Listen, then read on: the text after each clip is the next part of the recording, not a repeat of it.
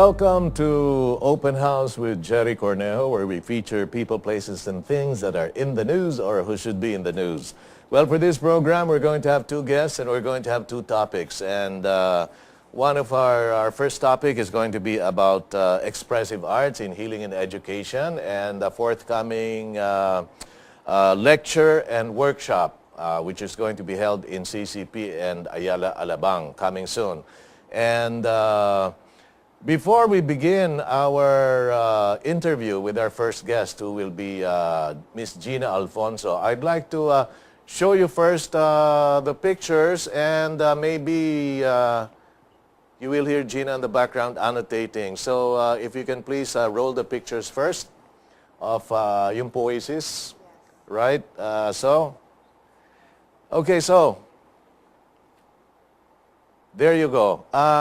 This is an introductory workshop to the expressive arts in healing, education, consulting, and social change. Ngayon, what is it all about? Can you just roll the pictures, mga few seconds per picture? And GINA, can you say a little, ano yan, GINA? So this is a workshop that I did in Xavier University after Sendong.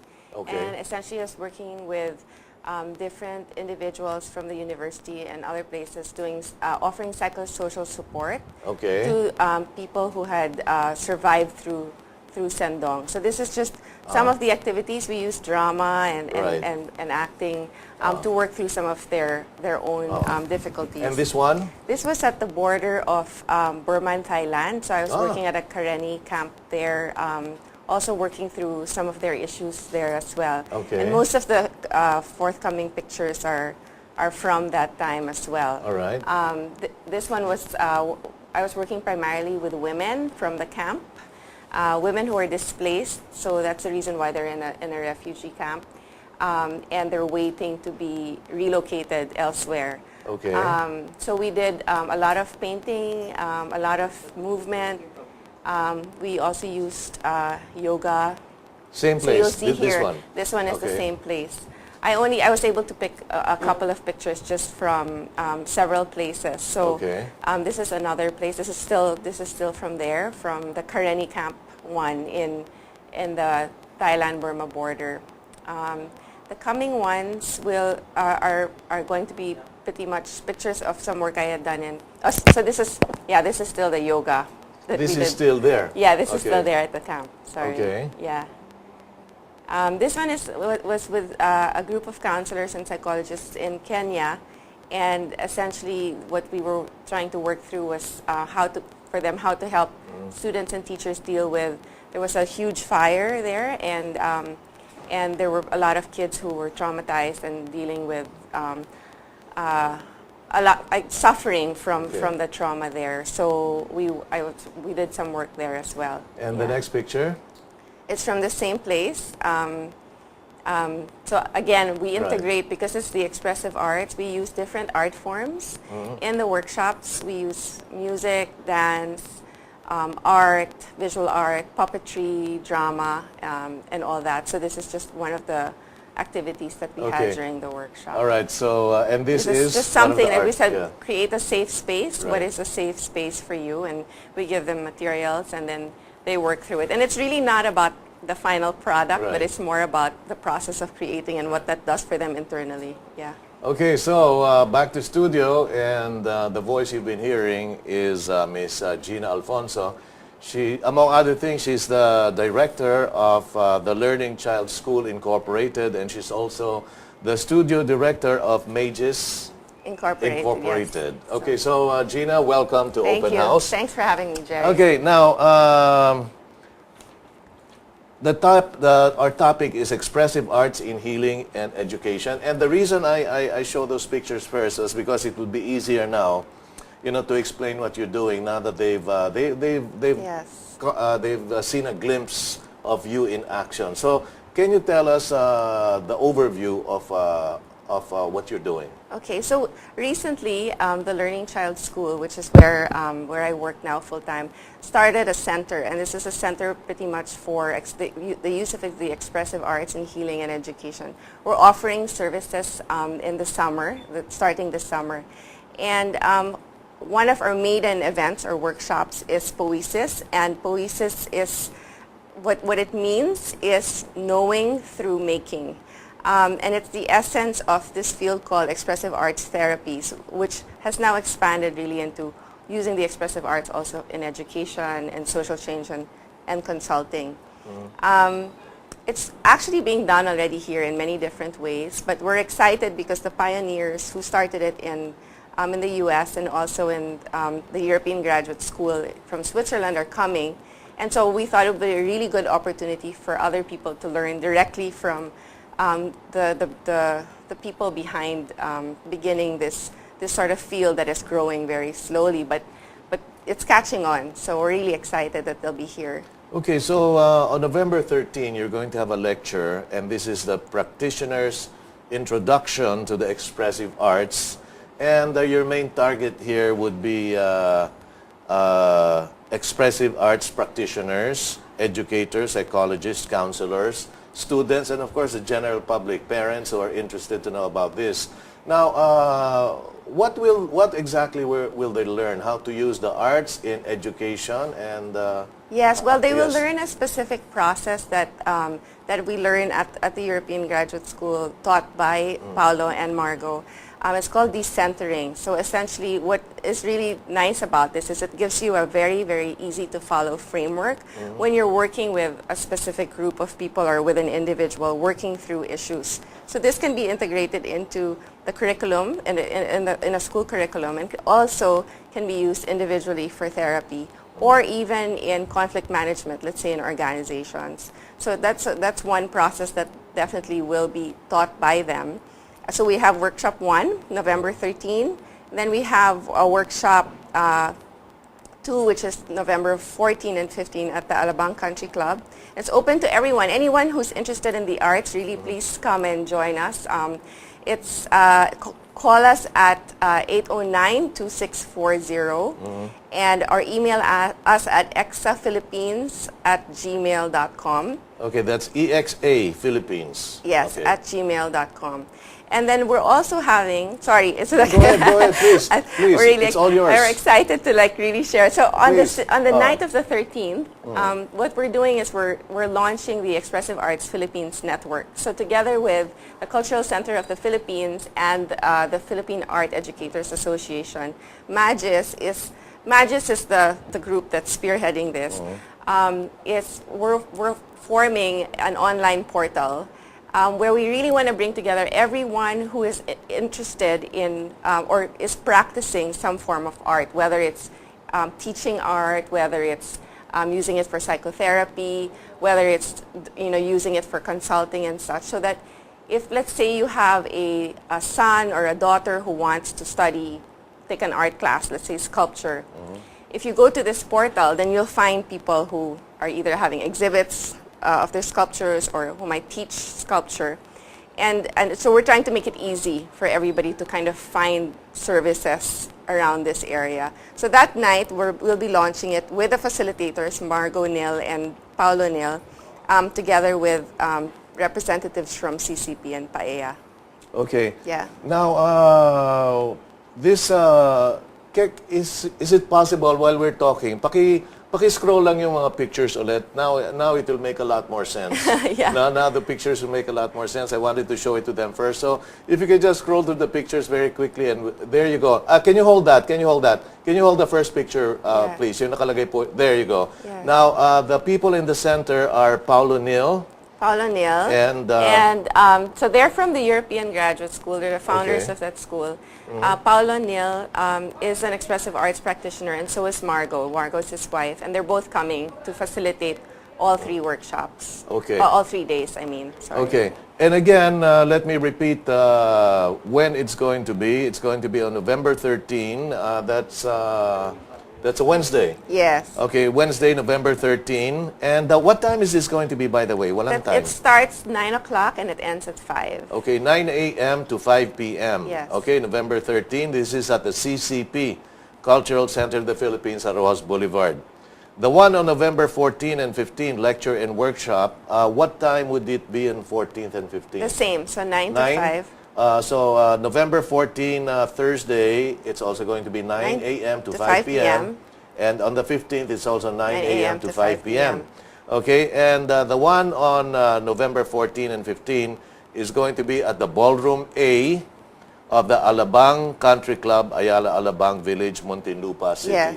Okay, and can you... would you like me to read this, or would you like to give the numbers again? Sure. Yeah. So it's 809-2640. Call us there. Ask for Catrice, or the other number is 0917-835-4247.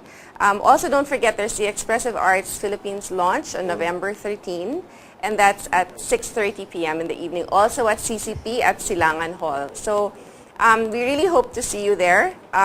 If you want to reach us, please go to exaphilippines@gmail.com, or if you want to register, it's POISIS, POEISIS.eventbrite, eventbrite.ca. So, and if you have any questions, please feel free to get in touch with us. We'll be happy to answer questions. Okay.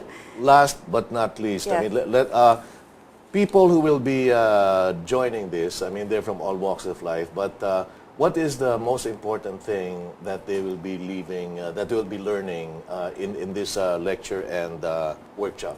I think it will be essentially like hopefully a higher awareness, or a growing awareness of their sense of creativity, of their creative intelligence, so that when that shift is made, and hopefully, like, even if it's a mild shift internally in terms of understanding where that sense of creativity comes from, that will also aid them in working with other people in service of others, whether it's in the classroom, or whether it's in individual work, or it's in communities and organizations.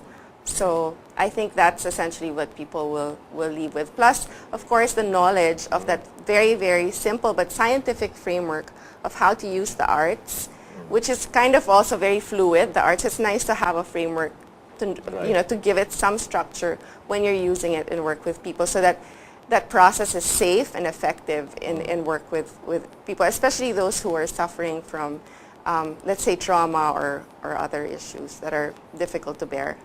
Okay, so with that, thank you very much, Thank Ms. you. Gina And Alfonso. I want to thank you so much for inviting me, and our sponsors, the sponsors also of POISIS, and our partners. Thank you. Okay, so November 13 at the CCP, 14 and 15 in Ayala, Alabang.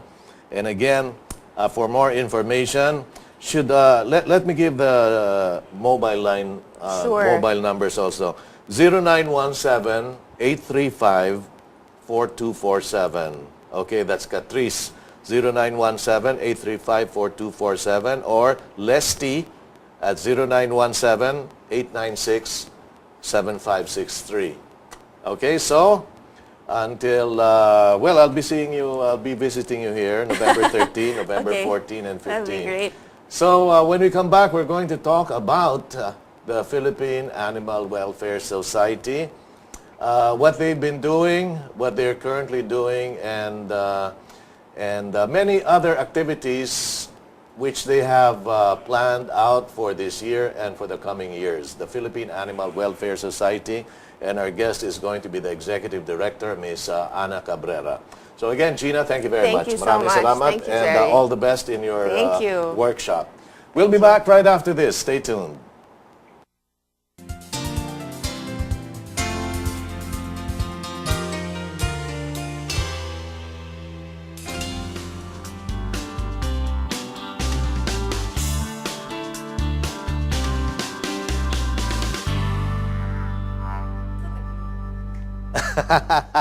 Okay, welcome back to Open House with Gerry Cornejo, where we feature people, places, and things that are in the news or should be in the news. Earlier, we were talking to Ms. Gina Alfonso, and we were discussing about expressive arts in education and healing.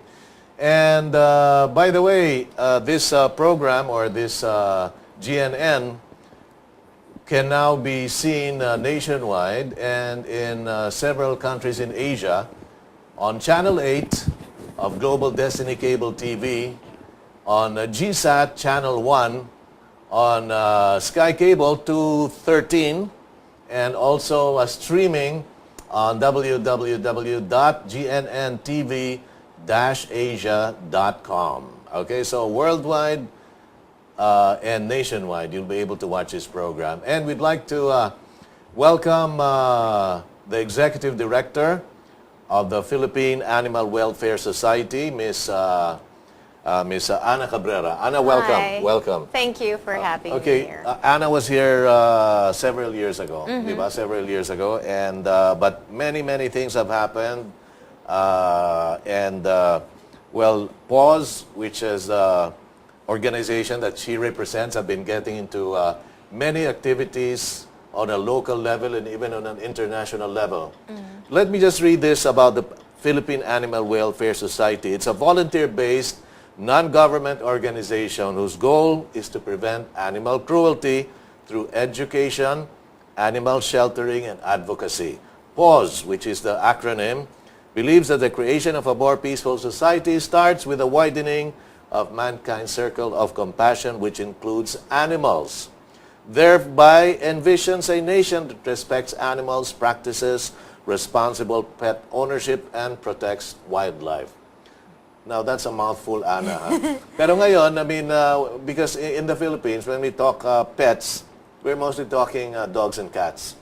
Mostly dogs and cats. Now, you know, we have a whole bag of things that you do, but one thing that I would like to get into now is what you were just talking about now, about the law which was just passed just today, or you just got a copy. What is it all about? The Animal Welfare Act, we actually have a law that protects animals from cruelty, and not a lot of people know about this. But we got it passed in 1998. But way back then, maximum penalty was 5,000 pesos up to now, no? And recently we said there's a need to increase the penalties because so many animal offenders are just going on the internet, trying to boast about the cruelties that they do, and not really paying attention to the penalties of the law because it's so measly. It's just like a slap on the wrist.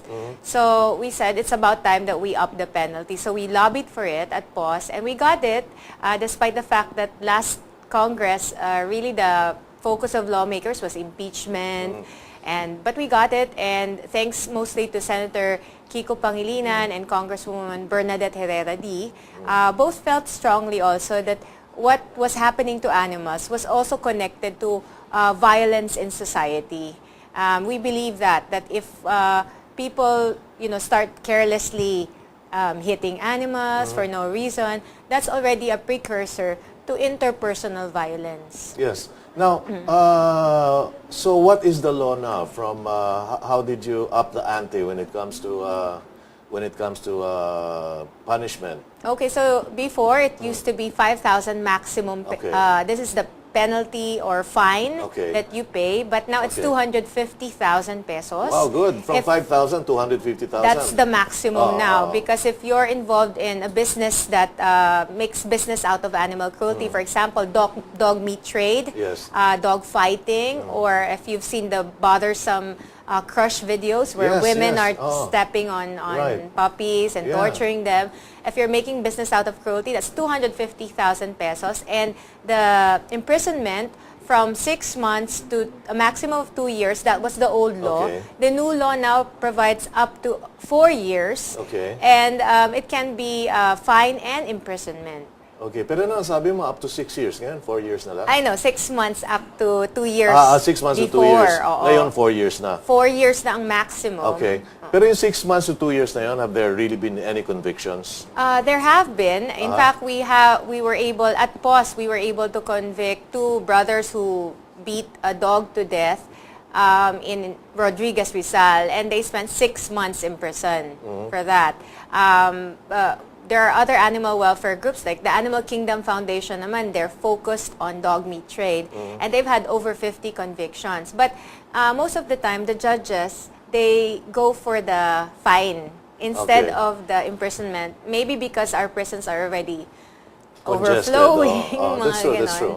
And also, maybe because there's also a clause in the law that if you've spent time in prison while you are undergoing the hearing, it already forms part of your sentence. So by the time the court the hearing finishes on the violation, you've already spent or rendered the prison term. How about, because you're a volunteer organization, how about if offenders, are they also made to work, I mean, instead to work it out instead of, let's say, a fine or jail time? You know, work it out in one of your centers where instead of, you know, they learn to care for animals. I sort of recall something like that happening with PAWS. Am I right or no? Yes, but there was not, that was not required by law. Okay. There's nowhere in the law that you are required to render community service in exchange for that. But in a particular case, particularly a UP student who was found guilty of beating a cat to death, okay. He volunteered. I mean, in court, when he pleaded guilty and he was sentenced to pay a fine, he also volunteered. He'll just go also render some service at our shelter. It was a nice gesture and we accepted it because we believe that, you know, everybody deserves second chances. Of course, he was closely monitored because he was convicted of killing a cat and he was made to do work with our cats. Right. So he was closely monitored at our shelter. But he did scooping of the litter boxes and mopping floors. He did all that, and I think it was good for character building. Okay. Now, one very important thing, by the way, if you're thinking of having a pet dog or pet cat, before you go to a pet shop or before you go to a breeder to buy your dog or to buy your cat, to buy your pet, meron kayong, what do you call your program? Do you call it the shelter, or what program is that where they can go to PAWS and they can adopt a cat or a dog or ano? Yeah, I'm glad you brought this up, Gerry, because in the Philippines, the #1 source of pets before was go to a pet shop and buy or ask from the kapitbahay about puppies or kittens. But we have introduced in 2001 adoptions. The adoption or rehoming program wherein dogs and cats that were rescued from cruelty or neglect are rehabilitated and offered for adoption. And I'd just like to clarify that these are not relinquishments from other pet owners. These are actual abuse cases whom we have cruelty cases in court. We're hearing it in court, and these animals are under protective custody. And so now we are rehabbing them from their awful experiences of being maltreated by their owners. And we are, if you may, recycling animals. We want to tell people that animals also deserve second chances. Why would you go and patronize an establishment that will breed animals for profit when you can just extend a helping hand to an animal in need and go to a shelter and adopt? So they can go to PAWS, and can they just go there anytime, or do you have a certain days where or certain period where these adoptions can take place? We have our office hours are 10 a.m. to 5 p.m. They can go Mondays to Saturdays at PAWS, and our adoption counselors will be very glad to interview you. There's an interview process. 2 adoption counselors will interview you, and there would be an inspection of your home, and there is a required 3-time visit to the dog or cat of your choice at the shelter so that we can see. It's a bit of matchmaking. Yes. We want to see parang people adoption. That we just don't give it to anyone. There's a process. Kaya when people look at our Facebook page, they see that the families are very happy. They've bonded with the dog already because they've gone through such a rigorous screening process, which actually makes sure that they're perfectly matched with the dog of your choice. Katulad nung some people, they're like old people who lead a sedentary lifestyle. We're not going to give them an active dog where they'll be dragged around by a hyper dog. So if you're an active person, then we may give you an active dog para you can run or jog or walk with the dog. There's really matchmaking. Matchmaking talaga. Okay. Now, but no, the question is, they can go there anytime? Yes, 10 a.m. to 5, Mondays to Saturdays. But we're closed on holidays like yung November 1 and 2, yung mga ganon. Well, because before, I remember you had a certain weekend where the activity was really adopt a pet or adopt a cat or dog? Pero ngayon, any day na pala of the week. The shelter is open for the adoption interviews. Pero this October, we've had na-close yung office because we had fundraising events. Okay. October is really World Animal Month. Right. So we had a lot of like the pet Halloween costume contest. We had World Animal Day celebration. We had a day where it's Spay Day, where people bring over their pets for kapon. Okay. It's really important that To you spay or neuter your pets. Right. Spay is for female dogs Right. and cats, and neuter is for male dogs and cats. Kasi Okay. if you don't want your pet to have puppies or kittens, then you should seriously consider kasi it has a good effect on their health. They're less likely to stray outside, and you don't contribute to pet overpopulation, which is, we think, the primary source of animal cruelty. Okay. So, if there are pet owners out there and they really have no plans to breed their dogs or their cats, you really advise them to have their pet dogs and cats spayed or neutered. Yes. Ngayon, they can bring it also to PAWS. They can bring it to your center. We have a vet who's very good at spay neuter. Okay. Doc Will has done over 5,000 surgeries. You can call for surgery appointment kasi you just can't pop up and because the surgery appointment schedule is very full. Okay. You'll have to call ahead of time. Like now, the appointment is already mid-November onwards. Can we have the number so we can announce it? The number is yes. 475-1688. Okay. And I'll have to remind people to call only from 10 a.m. to Yes. 5 p.m. And only Monday to Friday? Monday to Saturday. Monday to Saturday, okay. Except for holidays. Okay. Is this the only number? How about a mobile phone that they can text, no? Wala Jerry. Okay. But we have email, and Okay. we usually answer within 48 hours all the emails. philpaws@yahoo.com. That's PHILPAWS@yahoo.com. Okay, and your address is? We're located along Aurora Boulevard, Katipunan Valley, Loyola Heights, Quezon City. We're actually very near Ateneo University, but we're along Aurora Boulevard. Aurora, what's the nearest corner to Aurora Boulevard? Aurora, Katipunan. Okay, Yes. Aurora and Katipunan in Quezon City. Now, I suppose you have a big sign there that says PAWS, and Yes. if they're in the intersection of Aurora Boulevard and Katipunan, they'll see it. But more accurately along the intersection of Marcos Highway and Aurora Boulevard. We're Okay. also on the lookout for volunteers, so if you can donate or adopt, you can volunteer your services.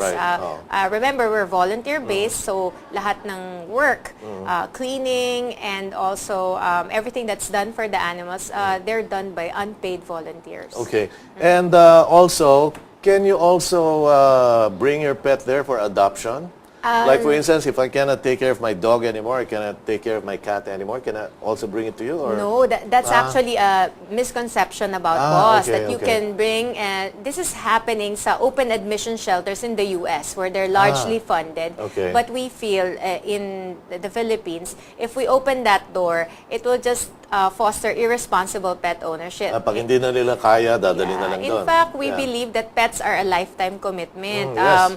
The pets are not just your pets because Right. they're cute, they're young, and we often see this tendency of people, they bring their cute pets and they're young, and there's no problem. Right. But the calls that we get are, my pet is old, they have this sickness or things like that, and we believe that you have to make a budget because you can't just throw your pets away.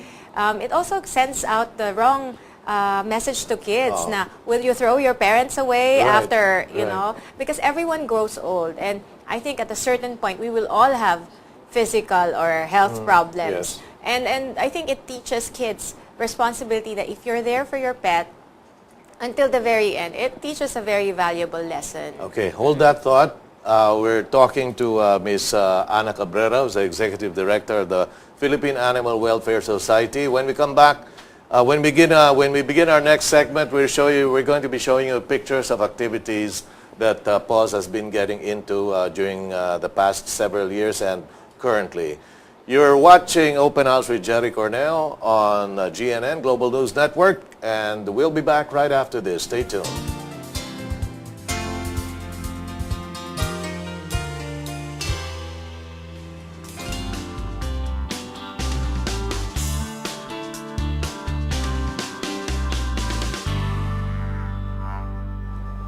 Welcome back to Open House with Gerry Cornejo, where we feature people, places, and things that are in the news or who should be in the news. Well, we are talking to the Executive Director of the Philippine Animal Welfare Society, Ms. Ana Cabrera, and we'll just show you some pictures just to get to give an idea of what PAWS has been doing and currently and other projects that they are currently into.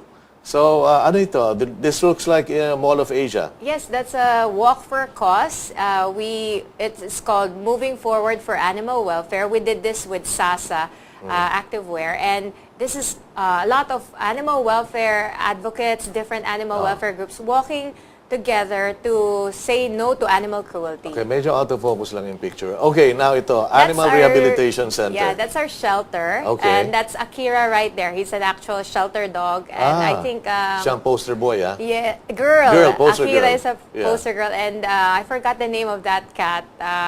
They're actual rescues that have been rehabilitated. So Ganda. you can see that 10 a.m. to 5 p.m. That's our location. Okay, there. The vertical one is, what's the vertical street?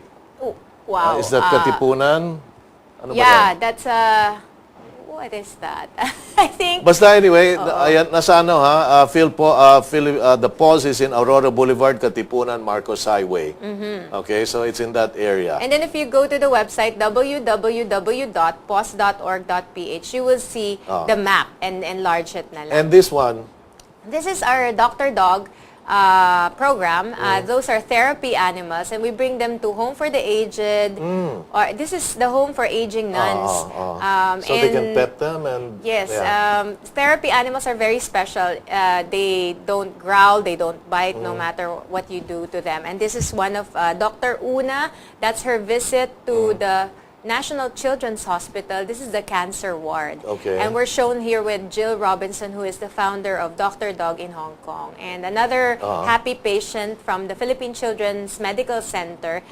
We mostly go to cancer wards because the kids there are subjected to a lot of treatment and they hardly ever go out to hospitals, So we want them to Ito have yung program nyo to spay and neuter pets, to what we were talking about we earlier. want people to spay or neuter or kapon their pets. Yeah. Kasi tendency, if you have too many pets, then you throw them away and they get, they suffer. This one is our program with the Mandaluyong Animal Shelter. We also train other shelters or city pounds to be more humane in their catching and operating. We also have a Kabayo. Love Ko, Kabayo Ko project. Yeah. We did this with Cara and Animal Kingdom Foundation.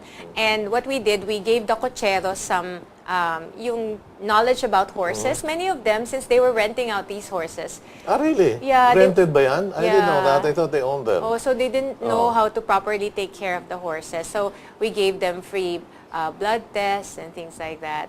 So yan, adopt shelter animals today. We want people to adopt rather than buy from a pet shop or a breeder. Okay. And anti-cockfight din kayo? Yes, people think na we're not anti-cockfighting because we let it happen. But actually, cockfighting is legal, unfortunately, because when we were lobbying for the Animal Welfare Act, we couldn't touch cockfighting because we learned that many of our lawmakers were into cockfighting. Oh, Aspin Club. Ano yung Asong Pinoy? Yes, Asong Pinoy. We want people to veer away from the term askal or Asong Kalye because anything associated with the kalye is derogated, just like babaeng kalye or batang kalye. But if we tell them na they're Aspins or Asong Pinoy, the image of the dog is uplifted. Okay. And so, yan. This is our animal blessing. All We right. had it last October 6 at Eastwood City. It was attended by over 1,000 pet owners. Okay. And they were really, they wanted to have their pets blessed individually. So that's Father Joey and Father Eugene who's doing the blessing for the Alam ko animals. sa Malate, meron din ganyan eh. Meron. Malate. I think that's the first time I heard about Kasi blessing. feast day ni Saint Francis of Assisi, who is the patron saint of animals. Okay, there you go. And this is that horrible thing about, ano ba yan? Did you catch these people? Nahuli na ba ito mga ito? Hindi pa? We found... By the way, these are girls crushing a puppy to death. And this is put up in the internet, and you know, these are for sick people. Yes. I mean, these are perverts. Yeah. I mean, they get pleasure and, out of seeing animals being tortured. And I really hope, do you know what's happening in that case? I mean, are law enforcers really going after them? Ano bang ginagawa nila? We found that this was a rehashed video, that those girls have already been caught in 2012. Okay. And the case is already in court. Yeah, By okay. the people for the ethical treatment of animals, or PETA. They're the ones leading the prosecution of these individuals. And so much as we would like to prosecute them again, we cannot, because that's double jeopardy in court. So it's already ongoing na yung hearing. Nobody knows that. I mean, because I saw it in a social networking site, Facebook. And everybody, I mean, the hundreds of thousands were upset. I think I should post that it is a rehashed video, and the perpetrators have been prosecuted. Well, not yet. They're undergoing the hearing. Okay. So, syempre, they have to go through the whole thing until they're proven guilty or declared guilty, although you can see that they were caught red-handed. I think good news for the public is that the masterminds behind this video, those girls that are being used, are underage girls. And the ones who, the alleged, I have to say alleged, yes. the Redons, the alleged masterminds, have already been imprisoned since August 2012 because it's an unbailable offense to be child abuse, because they're accused also. So hindi animal cruelty and child abuse? Child abuse and animal cruelty. If they were only charged for animal cruelty, it will be a bailable offense. But since they're also guilty of, these girls, illegal trafficking of women, they're also at least in jail. Okay, great. Well, I think I'll post that. Or can I suggest that you have the credibility, your organization, maybe you should post it in, because it was the talk for the past weeks, di ba? The past weeks. We got loads of emails, Gerry, and we kept appealing to the public na that's one of the disadvantages of social networking, even if it's an old video and people, they pass it on. Yeah, you wouldn't know. Hindi naman dated yan, no? Yeah. Ngayon, Anna, I was told, and correct me if I'm wrong, that as much as possible, or we should never buy pets from the pet shop. Is that right? Yes. Is that correct? Okay. Why should we never buy pets without mentioning, but syempre, pag sabihin mo yung pet shop, you know of a certain place already in Pasay or in some areas, di ba? Ngayon, why shouldn't people buy pets from pet shops? People don't know that the source of pet shops, the cute dog that you see in that window, actually came from a puppy mill. Now, what is a puppy mill? A puppy mill is an illegal cruel trade where people keep the mommy dogs in small cages. They just feed them rice, and they're not really being cared for properly, because the object of these businesses is to make as much money. If you want to make as much money, then less money for feeding and just generate cute puppies. And puppies are generally very cute. All of them, when they come out, they can make all sorts of claims that it's a golden retriever or some other pure breed. But since the puppy mill is an unregulated business, especially in the Philippines, there's no special permit or registration that you need just to register as a seller. You're getting puppies that actually have diseases. They can fake the papers as if they vaccinated them.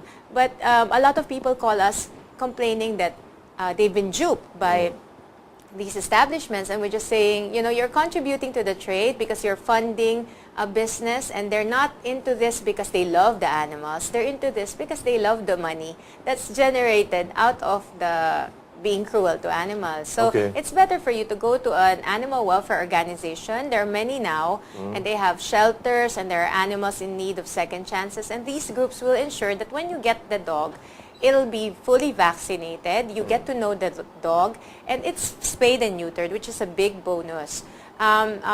Puppy mills are really bad because the health of the animal is just left.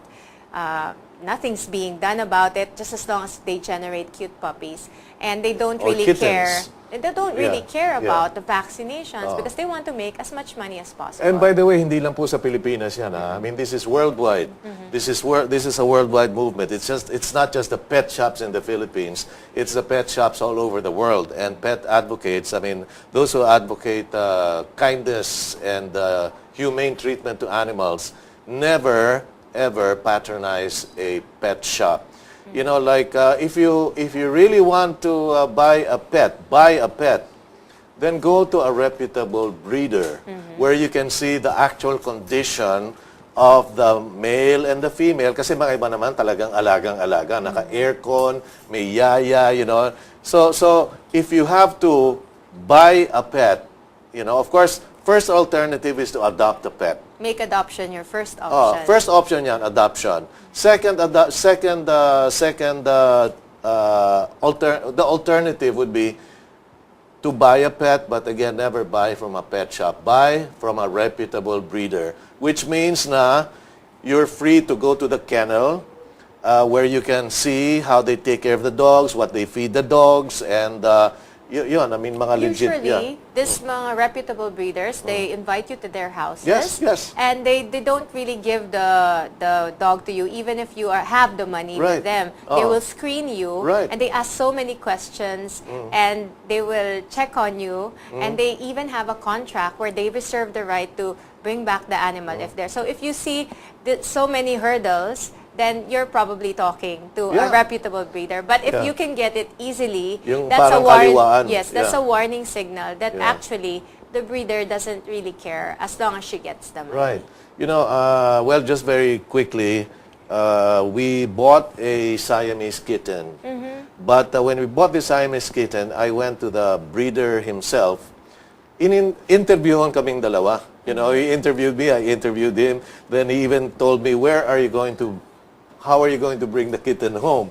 You know, he wanted to know that I had a cage that's placed in the back of the car. So, you know, pag wala mga ganon, I mean, red flag yon, di ba? If they just say, oh, where's your money? Here's how much it costs. Tawaran kayo, kaliwaan. And I insisted, I wanted to see the father and the mother of the cat. Binigla ko pa, Ana, tinanong ko pa, you know, anong birthday ng tatay? Alam agad. You know, ang tatay niya was born on August something. The mother was born, you know, alam niya kung what year. So, we'd also that's like to signal. caution people against buying from the internet because that's really red flag number one. Because if you buy even just clothes on the internet, sometimes when they're delivered, they don't fit or the material is not to your liking. And so much more we hear of irresponsible breeders or puppy mills using the internet now as an easy way to dupe people or to fool people. So please do not buy pets from the internet. It's a sure way to heartbreak because a lot of them get sick pets and out of concern, they really try to have these animals. But if it's distemper and parvo, you get all these things from breeders. So go to a shelter, really. Right. Okay, so with that, thank you very much, Ms. Ana Cabrera. And again, the number is 475-1688 for any concerns regarding adoption, spaying, neutering, and anything, or if you'd like to volunteer, you know, to help out. 475-1688, Philippine Animal Welfare Society. So thank you very much for staying with us during the past hour, and with the grace of God, we'll be back next week with more people, places, and things that are in the news or who should be in the news. So maraming salamat. God bless you. I love you. Thank you. Thank you so much.